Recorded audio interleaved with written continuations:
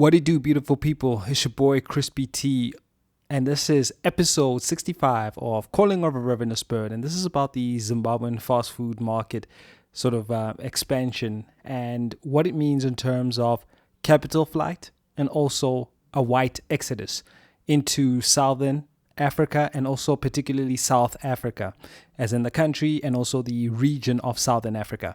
So this is concerning once again South Africa and Southern Africa region.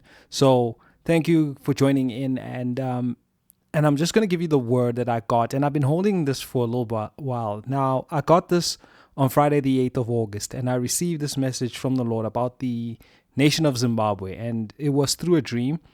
And I sat on this for some days. I was trying to make sense of it and how to convey it. And then other things also, of course, eventually happened, especially that I had a few areas of research I needed to conduct before just releasing it as a prophecy.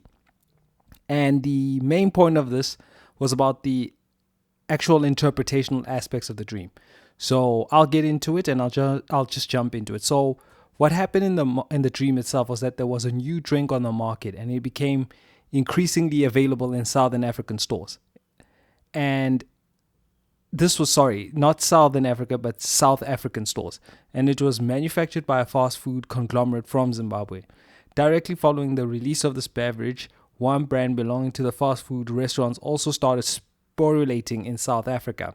So, which means that it was both this drink and also the actual restaurant in itself and this presence of this restaurants in the country. So the fast food groups holding companies not only expanded their footprint into South Africa, they also wanted to invest and list their company on a security exchange, citing that the Zimbabwean Security Exchange does not really exist. So they started eyeing chiefly the Johannesburg Securities Exchange, Cape Town Stock Exchange, but I also suggested to them that Botswana also has a securities exchange. They were indicating that they would consider all options all over Southern Africa. And finally, there was a huge wave of white Zimbabweans who started flocking to South Africa in droves, mainly around Pretoria, and then there were those that headed to Cape Town.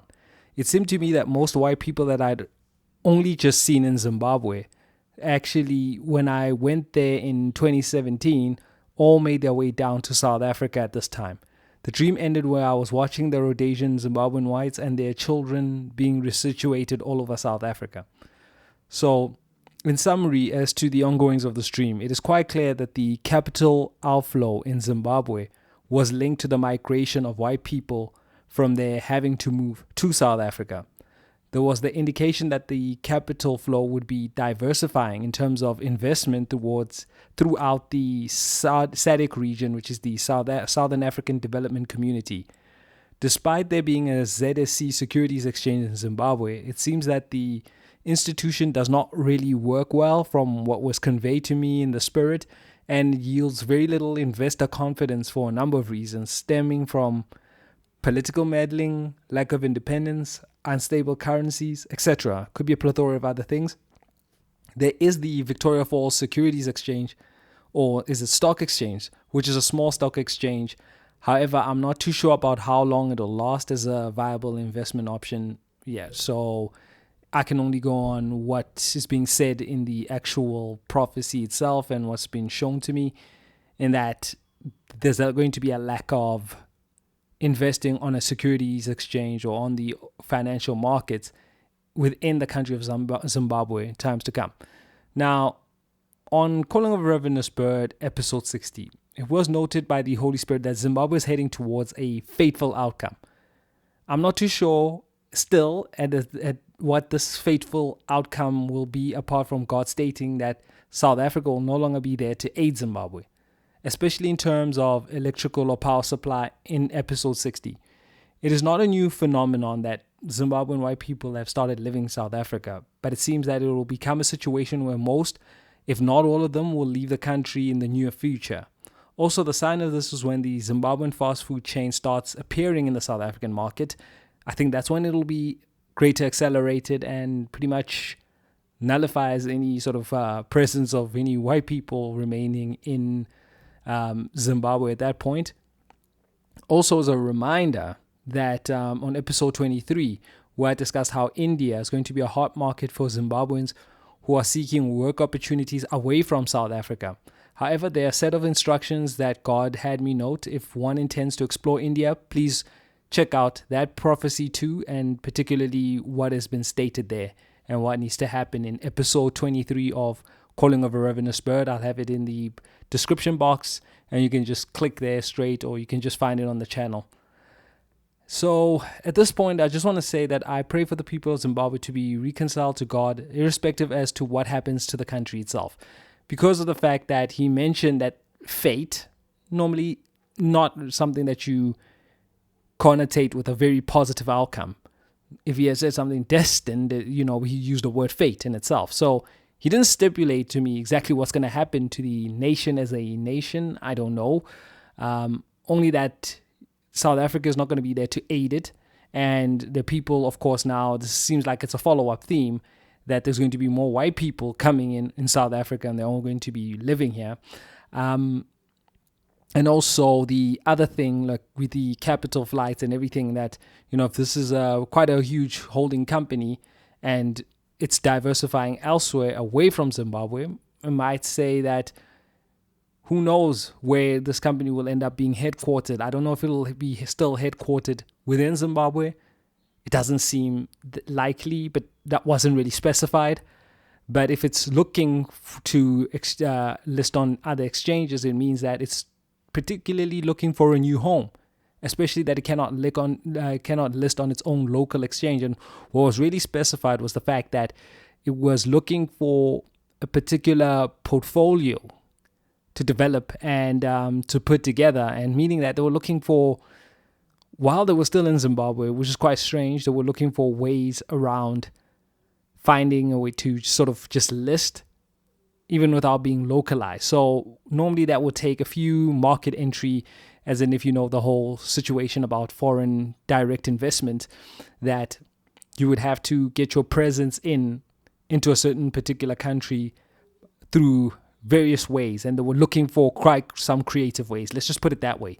So there is, of course, as far as foreign direct investment, which pretty much has host country and a target country or something of the sort. It's like the local subsidiaries or some sort of developments in that side, and then they register over there. And then I think ultimately what they'll end up doing is that they'll be completely just not known as a Zimbabwean company, even though they started there, but it'll be more of a Southern African sort of setup in the overall thing. Maybe it's going to be multiple homes, who knows?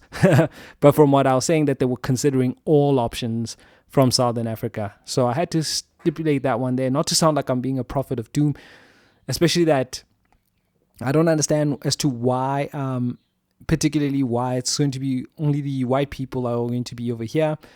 Not sure as to God's real intention in terms of what he wants to do within the nation of Zimbabwe. Is it some sort of judgment that is he's sort of just had against the Zimbabwean by pretty much migrating the fairer skinned people out of the country? I'm just calling it as how I saw it. I don't want to add anything else as to why this is happening, because that'll be just disingenuous and honest when I really don't know, so to speak. But effectively, if it's anything like what I know about the ANC and the ZANU-PF, which is the ruling party in Zimbabwe, which is ZANU, and then of course, for those that don't know, ANC here in South Africa, we're now in the GNU. This is something that has been quite a thing for a while, whereas they have this weird relationship, pretty much where it's like they are aiding each other in sort of having bad governance models.